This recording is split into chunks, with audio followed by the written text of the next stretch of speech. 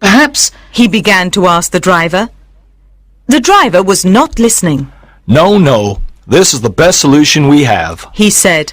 yes, but maybe not the safest. Passepartout tried to explain that he had another idea. Maybe the passengers can go across the bridge on foot. Then the train could follow afterwards, he said to the train driver's assistant. No, the driver is right. If we go at top speed, we can get across the bridge. The train's leaving, cried his assistant. The train driver blew the whistle and the train went back along the tracks about 2 kilometers. Then he blew the whistle again. The train moved faster and faster as it came closer to the bridge. In what seemed like minutes, or maybe it was only a few seconds, they were over on the other side, just in time to see the bridge fall into the deep ravine behind them. Chapter 7. When Phileas Fogg Comes to the Rescue. 1st of December. Their journey continued across the mountains of Colorado with no other surprises. At least for now. In 3 days and 3 nights, they travelled more than 2,200 kilometres. The passengers were soon familiar with the delays.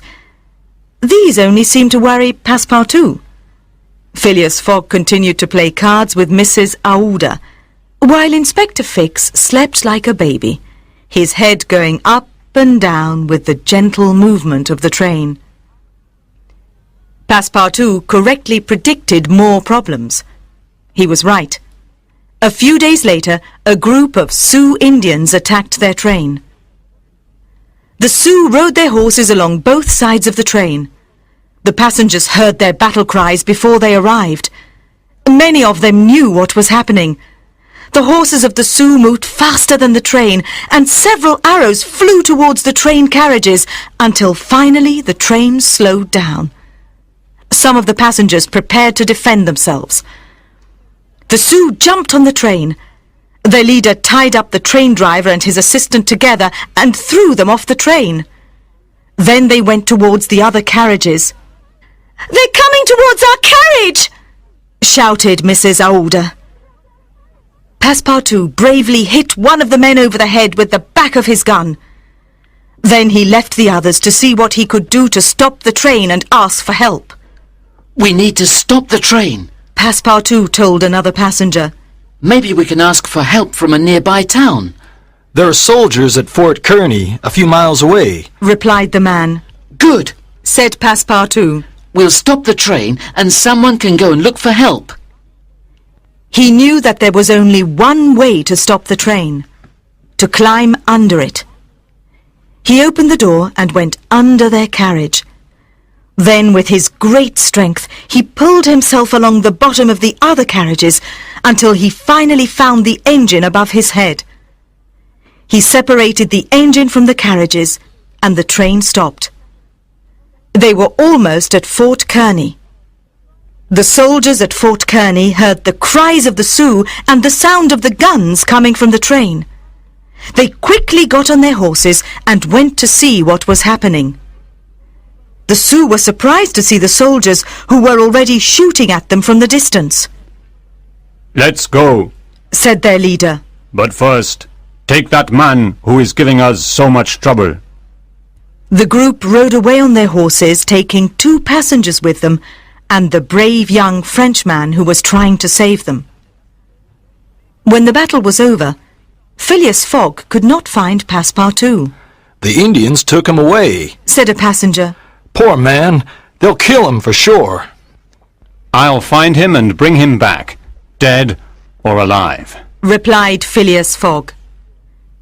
Mrs. Aouda looked into his eyes. He was her hero. He truly was a wonderful person. "We can save these people, but I need help," Phileas Fogg said to the soldiers. He left the fort with 30 soldiers and their horses and followed the direction of the Sioux. Mrs. Aouda and Mr. Fix waited for him at Fort Kearny. It was incredibly cold and the wind was blowing hard. Inspector Fix and Mrs. Aouda sat in the uncomfortable station waiting room trying to keep warm. From time to time they looked outside at the snow. The darkness of the night started to become morning, but she still could not see Phileas Fogg. Not long after the sun came up, they heard the sound of guns in the distance. They stood up, worried, and looked out of the windows. But there was no battle, just the sound of celebrations. A group of people, with Phileas Fogg in front, were coming on horses towards them. Passepartout and the 2 other passengers were sitting on the horses behind. They looked safe and well. Mrs. Aouda ran to meet them. Inspector Fix waited outside the station. Maybe he's not so clever after all. He decided. But we must return to England soon, and then I can arrest him. "You're all back safe! This is wonderful!" Mrs. Aouda cried. Everyone, except Passepartout, looked happy. Yes, we're safe, but Mr. Fogg will probably lose his bet because of me, said Passepartout. He left them to their celebrations and went to the station to find out about trains to New York. When's the next train to New York? He asked. The next one leaves tonight. Was the reply. But we're already over 24 hours late. If the train leaves tonight, we'll be too late to get the boat. Passepartout felt very bad. He wanted to be a hero, and Phileas Fogg came to rescue him. At that moment, Inspector Fix returned with a man he was talking to outside the station. This man says he can take us to the station in Omaha in his sledge. He said. We can take a train to New York from there. The man had a strange sledge with sails. He explained to them that he often took passengers from one station to another in the winter when the snow stopped the trains, and that with a good wind behind them, they could go a lot faster than the train. Phileas Fogg agreed. They had no choice. They all climbed onto the sledge. The sledge travelled very quickly across the icy, flat lands of the central states. The passengers were very cold, and with an icy wind blowing in their ears, they did not speak for most of the journey. They were in Omaha in less than 5 hours. When they arrived, they thanked the man, and Phileas Fogg paid him well. Fortunately, they found a train to Chicago and then to New York immediately. They arrived in New York 2 days later at 11 o'clock on the 11th of December.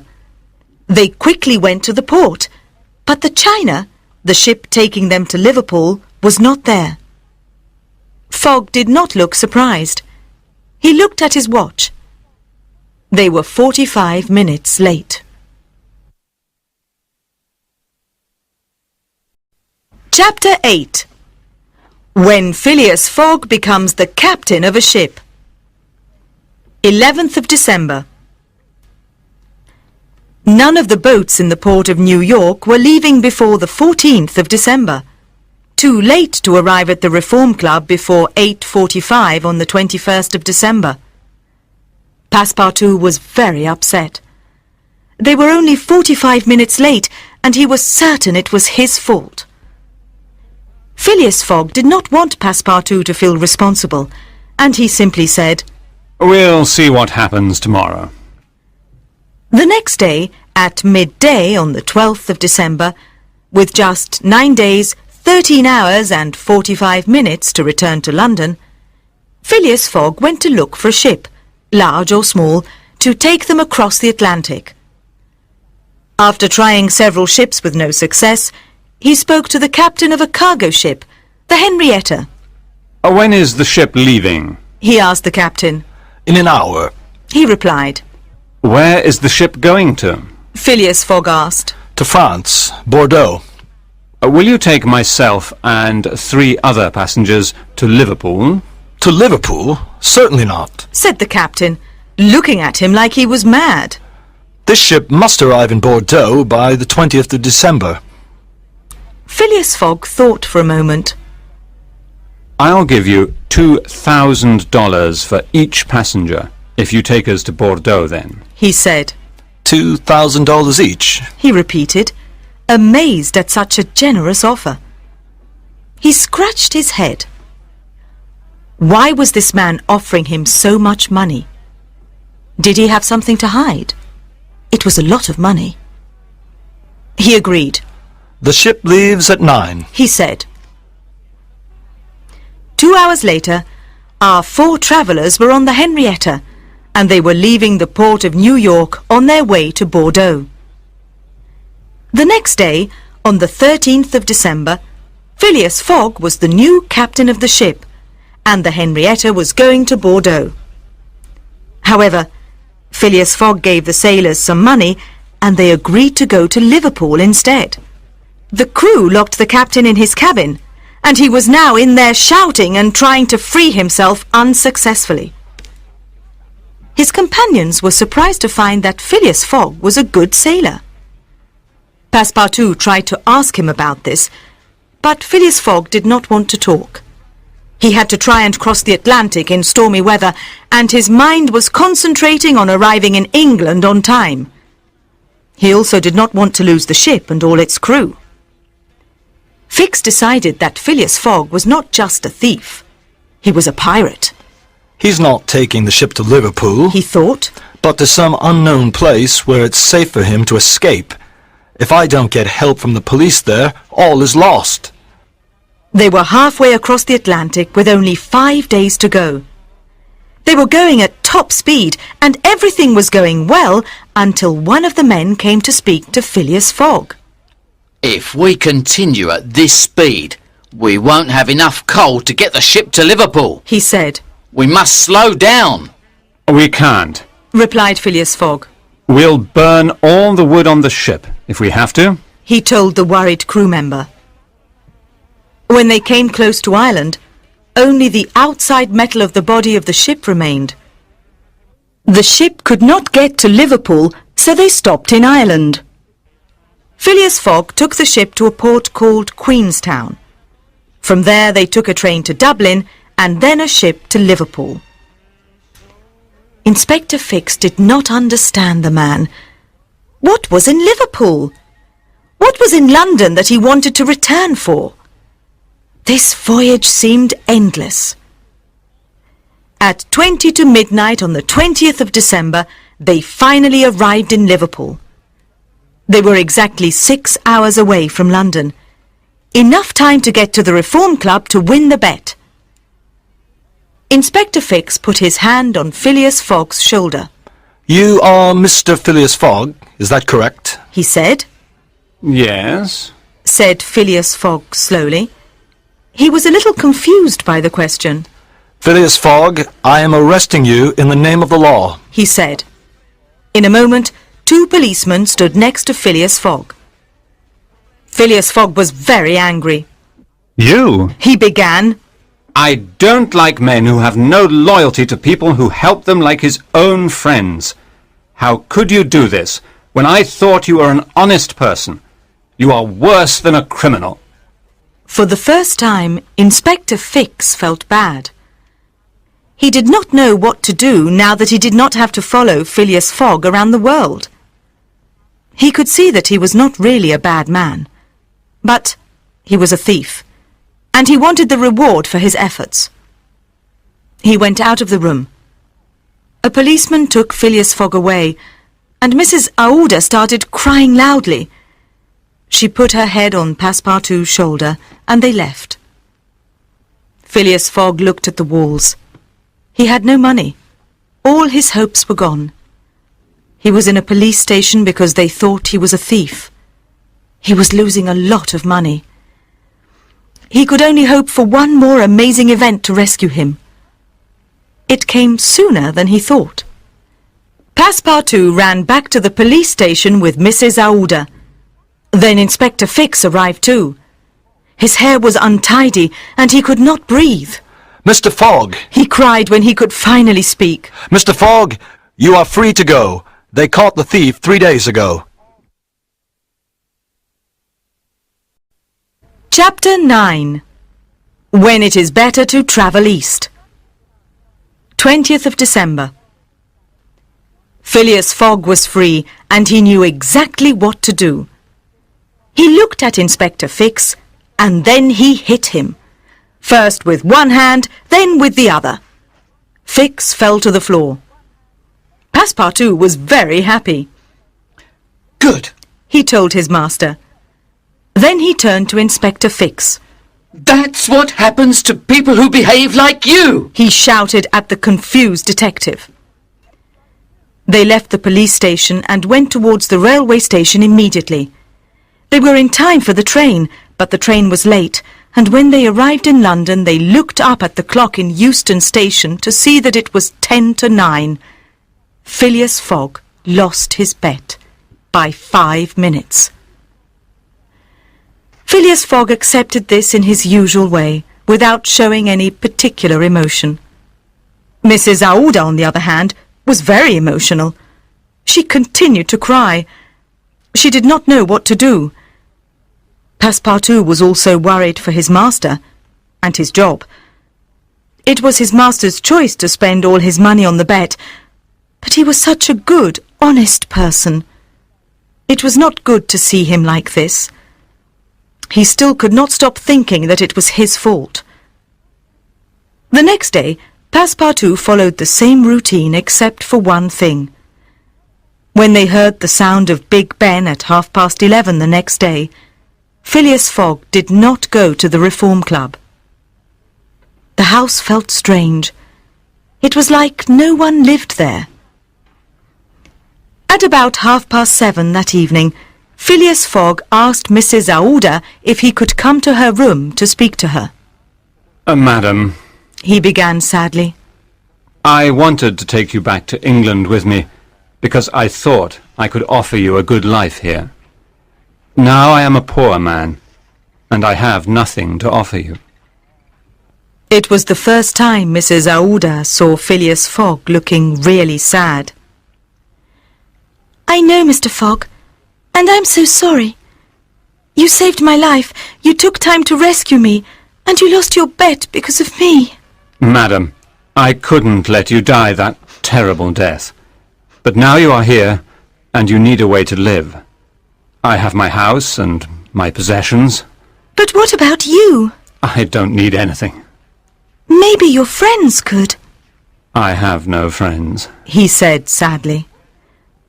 Well, what about your relatives? I have no relatives. It is easier to live in poverty when there are two of us to share it, said Mrs. Aouda, taking his arm. I want to be your wife. Mr. Fogg got up. Mrs. Aouda saw that there was a small tear in his eye. I love you, He said.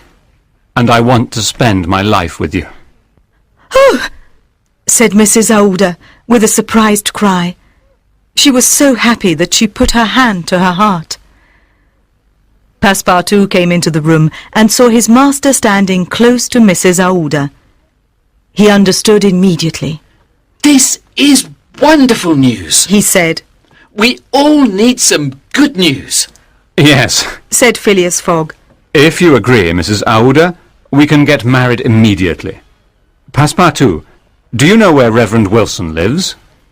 Passepartout ran to Reverend Wilson's house, but 5 minutes later, at 8:25, he was already back at the house. Tomorrow morning, He said out of breath. you can't get married Why? Asked Phileas Fogg. because today is Saturday and tomorrow is Sunday. He said excitedly. Saturday? Impossible. Replied Phileas Fogg. Yes, yes it is. Do you remember? We went around the world and we travelled east. And time changes as you go around the world and we're now 24 hours ahead. It's Saturday. Hurry, Mr. Fogg.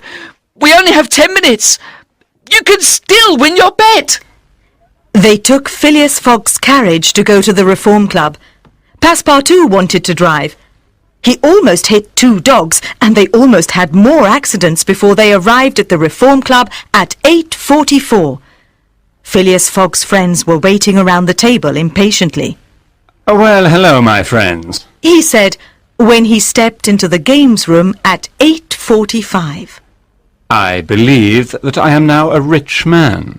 He said with a small smile.